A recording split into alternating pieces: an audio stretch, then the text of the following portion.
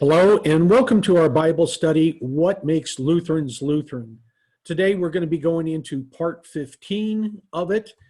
And before we go too far, I would like to announce that we will be ceasing taping of the Bible study for the rest of this year to allow our families to enjoy the Advent season and Christmas.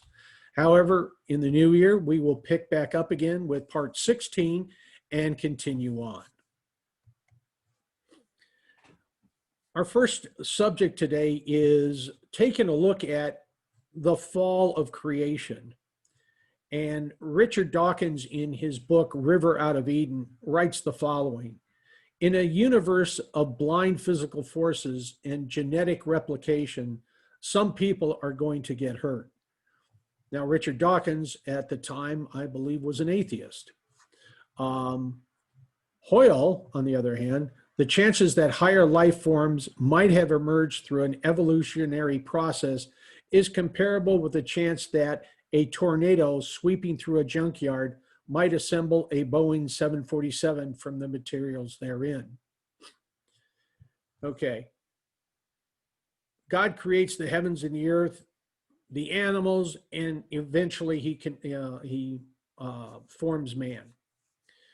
And everything is good.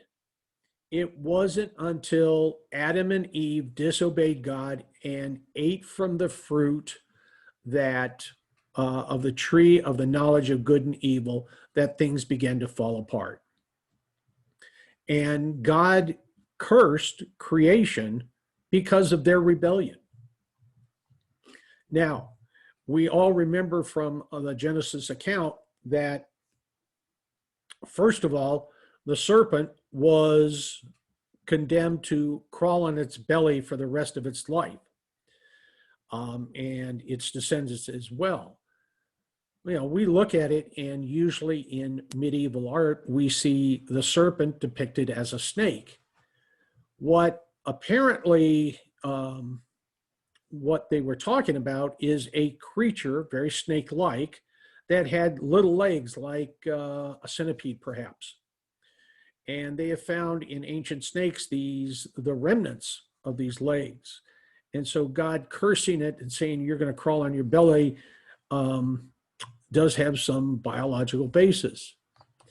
Men, we were punished by having to work. You know, instead of being able to gather wheat and make our bread without much effort, we have to earn our bread by the sweat of our brow, or whatever our nature of our work is. Women, you received your childbirth was going to be greatly more difficult, more pain. And I know that when my wife had I think it was our second daughter, you know, her labor was rather lengthy. So that was how creation was cursed. The also is that because of man's lack of stewardship, we have messed up the planet. You know, we have air pollution, we have pollution, plastic pollution in the sea. We don't care about what God has given us. Now, that doesn't mean that, you know, we go out and start driving electric cars and all this other stuff, because those kinds of things bring other challenges as well. Now, here we're going back into what we talked about. You know, on your belly you will go, and dust you will eat all the days of your life. I will put enmity between you and the woman, and between your seed and her seed. Now, here's something interesting. Okay. He shall bruise you on the head, and you shall bruise him on the heel. We know that snake bites can be at times fatal. However, most snake bites are not. But when you're bruised on the head, the chances of death are rather high. So man, and eventually Christ, is in position to crush the serpent. For the women, I will greatly multiply your pain in childbirth.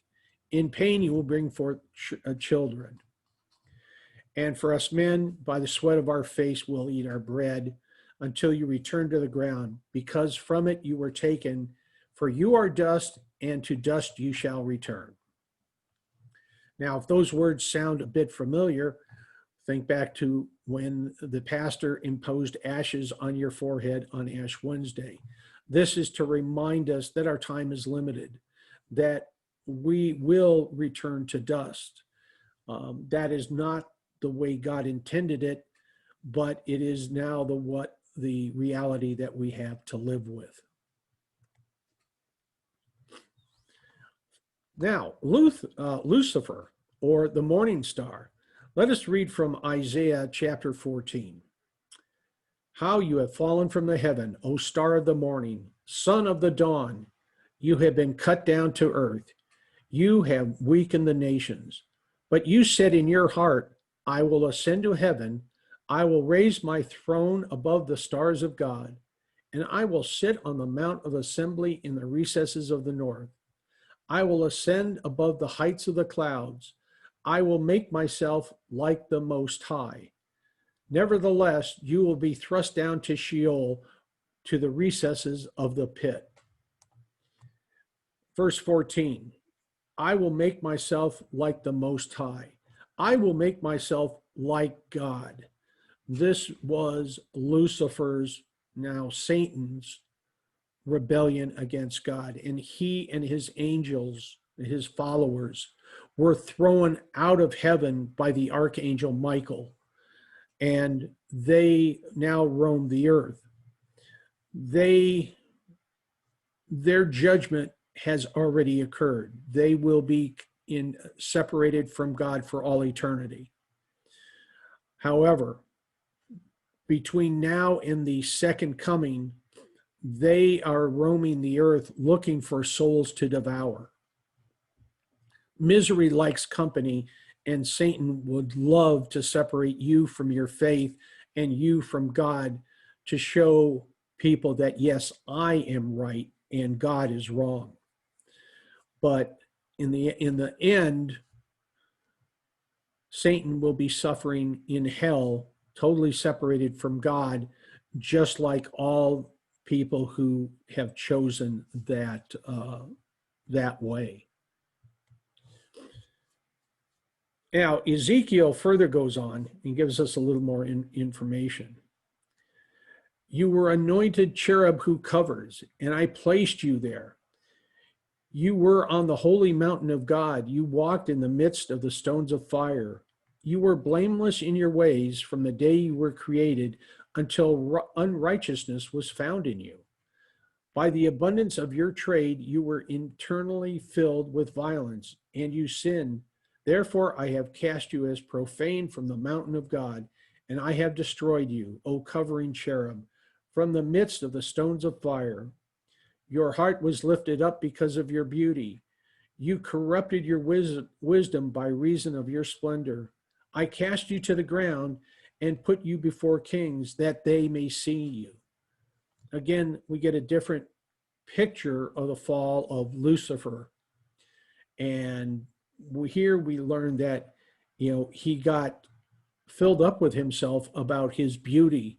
And now, because of his rebellion, he has been cast out from heaven. Now, the original sin of Adam and Eve was pride.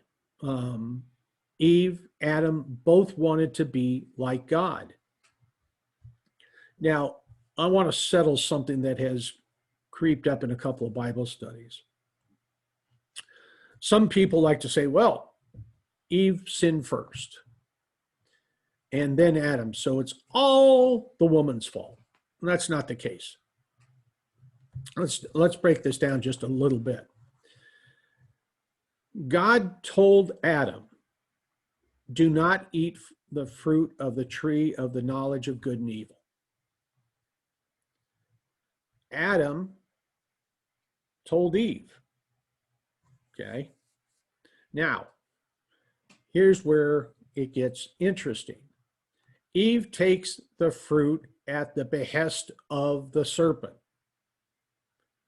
She eats it and then turns and gives some to her husband. So Adam is in very close proximity. And what does Adam do? He remains silent. He does not do his duty as the head of the household to stop his wife from eating from this fruit. And in fact, he imbibes himself. And what they have done is they have placed themselves in front of God, like so many others. Now we read in Exodus when God gives us the law, and not only this is the moral law, the 10 Commandments. You shall have no other gods before me. That means ourselves. That means we don't raise our kids to the level of an idol, or our husbands or our wives, excuse me, or our possessions, or whatever you place your trust in. We need to fully trust in the Lord. Now, let's take a look at when the people are leaving Egypt. They're out in the desert, and Moses has gone up to the mountain. We read in Exodus. Now, when the people saw that Moses delayed to come down from the mountain, the people assembled about Aaron and said to him, "Come, let us make a God who will go before us. As for this Moses, the man who brought us up from the land of Egypt, we do not know what has become of him." Aaron said to them, "Tear off the gold rings which are in the ears of your wives, your sons, and your daughters, and bring them to me." Then all the people tore off the gold rings which were in their ears and brought them to Aaron. He took this from their hand and fashioned it with a graving tool and made it into a molten calf. And they said, "This is your God, O Israel, who brought you up from the land of Egypt." Let's take a look at this. Moses is up on the mountain. From Moses's point of view, he is talking to God as like two friends. And when you're in God's presence, time loses its sense. You don't have the relationship, or you don't have the feeling of time passing. And so the people take gold and they fashion a calf. They have Aaron fashion a calf, and they say, "This is what brought us out of the land of Egypt." Let's go back. What happened to allow them to leave Egypt? God had sent several plagues on the Egyptians. And the final plague was Passover, when the angel of death killed the firstborn in all of Egypt. But he would pass over a house where the blood of a lamb was smeared on the lentils. You know, this is where the Jewish rite, or the Jewish festival of Passover, comes from. It is what Jesus was celebrating at the Last Supper. You know, the Israelites had seen these. They had seen the angel of death pass over their houses. They had seen the Red Sea open up and allow them to cross on dry land. They had seen the Red Sea close again and destroy the Egyptian army that was pursuing them. They saw God leading them at night by a pillar of fire. That's easy for me to say. But during the day, he covered Israel as a cloud to keep the hot sun off them. He fed them manna from heaven. When they complained about the manna, he gave them quail. So God was providing them. He provided them water. And yet Moses is gone for about 40 days, and the Israelites are making a golden calf and saying, "This is what brought us out the land of Egypt." Now, before anybody gets too smug, remember, we do the same thing. We put all sorts of things in front of God. Now, we continue with Aaron. Now, when he saw this, he built an altar before it, and Aaron made a proclamation and said, "Tomorrow shall be a feast to the Lord." So the next day they rose early and offered burnt offerings and brought peace offerings, and people sat down to eat and drink and rose up to play. Then the Lord spoke to Moses, "Go down at once, for your people, whom you brought up from the land of Egypt, have corrupted themselves. They have quickly turned aside from the way which I commanded them. They have made for themselves a molten calf, and they have worshipped it and sacrificed to it and said, 'This is your God, O Israel, who brought you up from the land of Egypt.' The Lord said to Moses, 'I have seen this people, and behold, they are an obstinate people. Now let me alone, that my anger may burn against them, and that I might destroy them, and I will make of you a great nation.'" We see that God is incensed when his people go astray.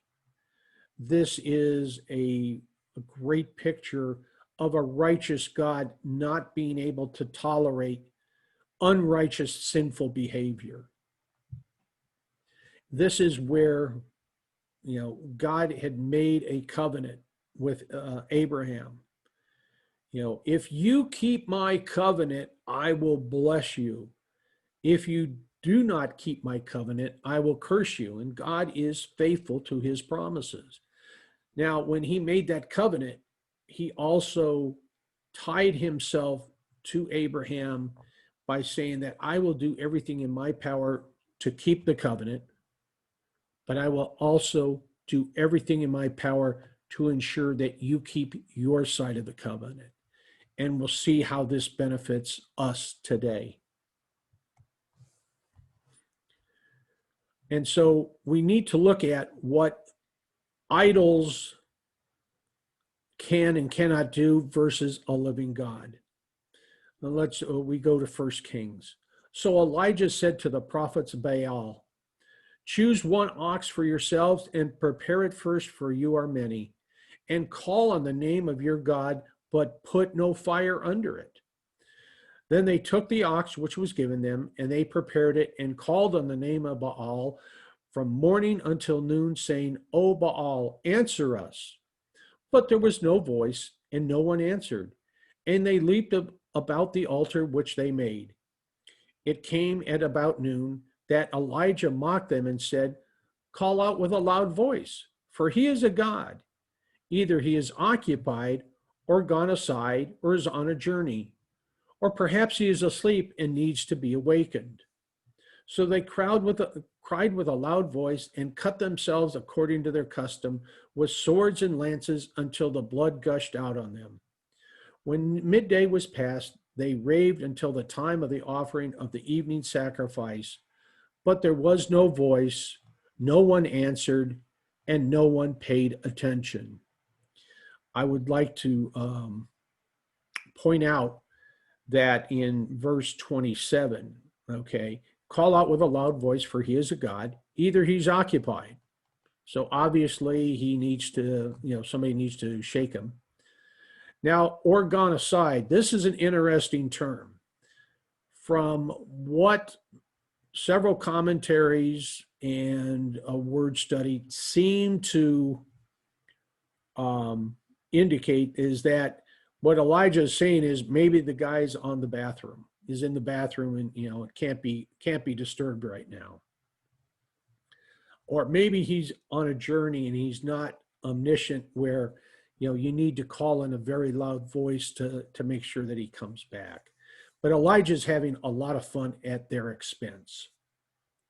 So we see what an idol will do. Let's see what a living God can do.